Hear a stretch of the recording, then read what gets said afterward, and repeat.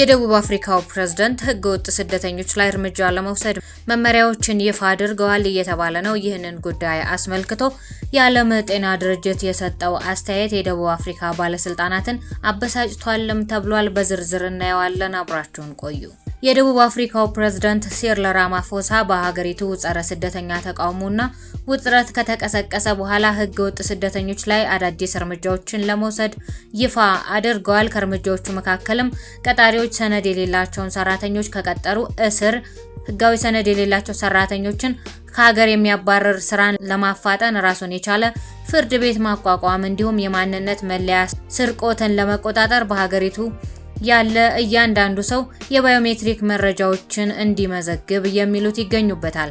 ነገር ግን ፕሬዝዳንቱ ደቡብ አፍሪካውያኑ ህግን በራሳቸው እጅ እንዳያስፈጽሙ አስጠንቅቀዋል። ባለፈው ሳምንት የአመጽ ስጋቱ በመጨመሩ በርካታ የአፍሪካ ሀገራት ዜጎቻቸውን ከደቡብ አፍሪካ እያስወጡ ነው። የጸረ ስደተኛ ተቃውሞዎች ሰነድ አልባ የሆኑ ስደተኞች እስከ ሰኔ 23 ቀን 2018 ዓ.ም ድረስ ሀገሪቱን ለቀው እንዲወጡ ቀን ቆርጠዋል። በዌስተርን ኬፕ ግዛት ቤት ለቤት በተደረገ ማስፈራራት እንዲሁም ሞሰል ቤይ በተባለ ስፍራ 2 የሞዛምቢክ ዜጎች መገደላቸውን ተከትሎ ባለፈው የሳምንቱ መገባደጃ ቀናት በመቶዎች የሚቆጠሩ አፍሪካውያን ስደተኞች ሀገሪቱን ለቀው ወጥተዋል። በርካታ ስደተኞች በማህበረሰብ አዳራሾች፣ በባህር ዳርቻዎች አሊያም በተራራማ ስፍራዎች ለመጠለል ተገደዋል። አንዳንዶች ደግሞ ወደ ሀገራቸው ለመመለስ የመረጡ ሲሆን ባለፈው ሳምንት የ140 ሰዎች ቡድን ወደ ማላዊና ሞዛምቢክ ተመልሷል። በደርባን የውጭ ሀገር ሰዎች ለበርካታ ሳምንታት ለህይወታችን እንሰጋለን በማለት በሀገር ውስጥ መስሪያ ቤት ቅጥር ግቢ አካባቢ ተጠልለዋል። ፕሬዝዳንት ራማፎሳ ህገወጥ ስደት በደቡብ አፍሪካ የህዝብ አገልግሎት ላይ ጫና ማሳደሩን እውቅና ሰጥተውታል።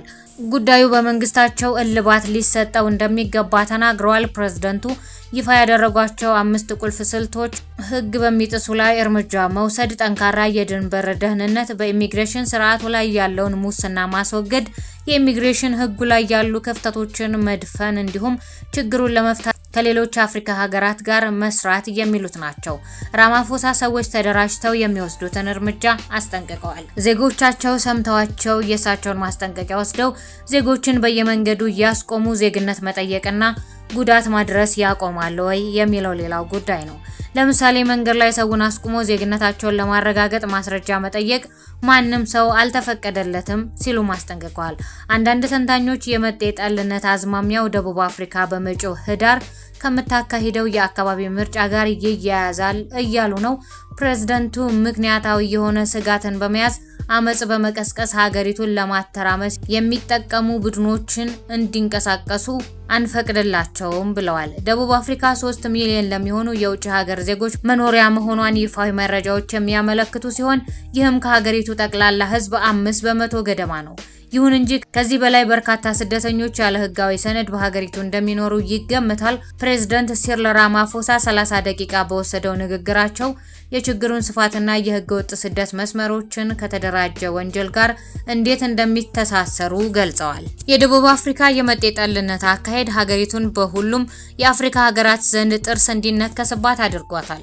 በዚህም ምክንያት በተሳተፈችበት የዓለም ዋንጫ ጨዋታ አፍሪካውያን ሌሎች አገራትን ሲደግፉ የራሳቸውን አህጉር ሀገር የሆነችውን ደቡብ አፍሪካን ግን ሲንቋት ታይተዋል።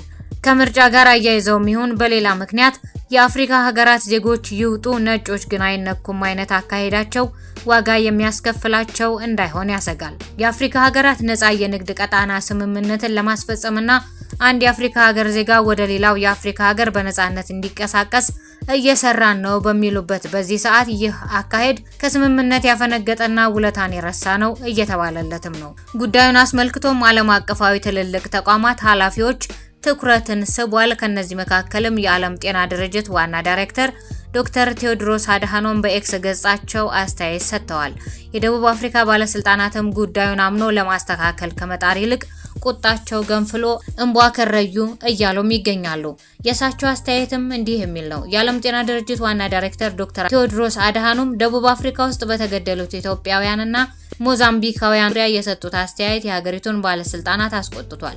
ዶክተር ቴዎድሮስ እሁድ ዕለት ደቡብ አፍሪካ ውስጥ ሌላ ዙር መጤ ጠል ጥቃት እያደረገች መሆኑን በመጥቀስ ድርጊቱ ሀገሪቱን ለነጻነት ያደረገችውን ትግል የሚክድ አሳዛኝ ሁኔታ ነው በማለት ገልጸውት ነበር። የዓለም ጤና ድርጅት ዋና ዳይሬክተር በደቡብ አፍሪካ ውስጥ በሚፈጸሙ መጤ ጠል ጥቃቶች በሺዎች የሚቆጠሩ ቤተሰቦች መፈናቀላቸውንና የሰው ሕይወት ባጭሩ እየተቀጨ መሆኑን በመግለጽ በቅርቡ የሞቱ ኢትዮጵያውያንና ሞዛምቢካውያንን በምሳሌነት ጠቅሰዋል። በዚህም ቢያንስ 5 ኢትዮጵያውያንና 5 ሞዛምቢካውያን መገደላቸውን ያመለከቱት የዓለም ጤና ድርጅት ዳይሬክተር በሺዎች የሚቆጠሩት ደግሞ ለሕይወታቸው በመስጋት እየሸሹ መሆናቸውን በኤክስ ገጻቸው ላይ አስፍረዋል። ይህንንም ተከትሎ የደቡብ አፍሪካ ባለስልጣናት የዋና ዳይሬክተሩ አስተያየት ትክክል አለመሆኑን በመጥቀስ በሀገሪቱ ውስጥ ተፈጥሯል ስለሚባለው መጤ ጠል ጥቃት ትክክለኛና አስተማማኝ መረጃን ለዓለም ጤና ድርጅት ለማስረዳት እንደሚፈልጉ እየገለጹ ነው። ዓለም አቀፍ ግንኙነትና ትብብር መስሪያ ቤት የሚባለው የደቡብ አፍሪካ የውጭ ጉዳይ ሚኒስቴር ቃል አቀባይ እንደተናገሩት ዶክተር ቴዎድሮስ የጠቀሷቸው የውጭ ዜጎች ሕይወት በማለፉ እንደሚያዝኑ በመግለጽ ምክንያቱ ግን መጤ ጠል ጥቃት እንዳልሆነ አስተባብለዋል። ባለስልጣናት ለኢትዮጵያውያኑና ለሞዛምቢካውያኑ ሞት ምክንያት የመጤ ጠል ጥቃት አለመሆኑን ከመግለጻቸው በተጨማሪ የኢትዮጵያውያኑ ሞት ከተደራጀ ወንጀል ጋር እንደሚያያዝ፣ የሞዛምቢካውያኑ ሞት ደግሞ ምርመራ እየተደረገበት እንደሆነ አሳውቀዋል። ዶክተር ቴዎድሮስ በደቡብ አፍሪካ የነበረውን የአፓርታይድ ስርዓት ለማፍረስ የአፍሪካ ሀገራት በጋራ መቆማቸውን በመግለጽ ኢትዮጵያ ማንዴላን በመደገፍ ፓስፖርት ሰጥታ በአህጉሪቱ ውስጥ እንዲንቀሳቀስ ስታደርግ ሌሎች ሀገራትም እንዲሁ በተለያዩ መንገዶች ድጋፍ ማድረጋቸውን አንስተዋል። ነገር ግን አሁን በደቡብ አፍሪካ ውስጥ በአፍሪካውያን ስደተኞች ላይ እየተፈጸመ ያለው መጤ ጠል ጥቃት ሀገሪቱ ለነጻነት ያደረገችውን ተጋድሎ የሚክድ ነው በማለት ወቅሰዋል። ዋና ዳይሬክተሩ ቴዎድሮስ ጨምረውም አለመግባባቶችና ቅሬታዎች በደቦ ጥቃትና በጅምላ ጥቃት ሳይሆን በህግ ስርዓትና በህግ የበላይነት ብቻ ነው መፍትሄ ሊያገኙ የሚገባቸው በማለት በስደተኞች ላይ የሚንጸባረቀው ጥላቻ እንዲቆም ጥበቃ እንዲደረግላቸውና ሰብአዊነት እንዲከበር ጥሪ አቅርበዋል። ባለፈው ሳምንት በደቡብ አፍሪካ ውስጥ ጸረ አፍሪካውያን ስደተኞች ስሜቶች በይፋና በተዘዋዋሪ ሲንጸባረቁ ቆይተዋል። መንግስት ህጋዊ ያልሆኑ ስደተኞችን እንዲቆጣጠር የሚጠይቁ በርካታ የተቃውሞ ሰልፎችን በመላው ሀገሪቱ ተካሂደዋል። በተጨማሪም በውጭ ዜጎች ላይ ያነጣጠሩ ጥቃቶችን የሚያመለክቱ ዘገባዎች ሲወጡ ቆይተዋል። ነገር ግን ከነዚህ ጥቃቶች ጋር በተያያዘ ዝርዝር መረጃዎችና ቁጥሮች ከመንግስት እስካሁን አልተሰጡም። መንግስት በህገወጥ ስደተኞች ላይ እርምጃ እየወሰደ መሆኑንና ዜጎች ህግን በእጃቸው በማስገባት ምንም አይነት እርምጃን እንዳይወስዱ ሲያስጠነቅቅ ቆይቷል። የዜጎቻቸው ደህንነት ያሰጋቸው ጋናና ናይጄሪያን የመሳሰሉ ሀገራት ፍላጎቱ ያላቸውን ዜጎች ከደቡብ አፍሪካ ማስወጣት ጀምረዋል። ህገወጥ ስደተኞቹን ከሀገሬ ለማስወጣት የሀገራቸው መንግስት ወጪውን ይሸፍናል ማለቷም አይዘነጋም። ውድ የሽርሽር ኢትዮጵያ ቤተሰቦች የዛሬን በዚህ ጨርሰናል። ቻናላችንን ሰብስክራይብ አድርጉ፣ ሼር እያደረጋችሁ ለወዳጆቻችሁ አጋሩ። ሀሳብ አስተያየቶቻችሁን በኮሜንት መስጫው ላይ አስቀምጡልን። በሌላ መሰናዶ እስከምንገናኝ ድረስ ፈጣሪ ቸሩን ያሰማን።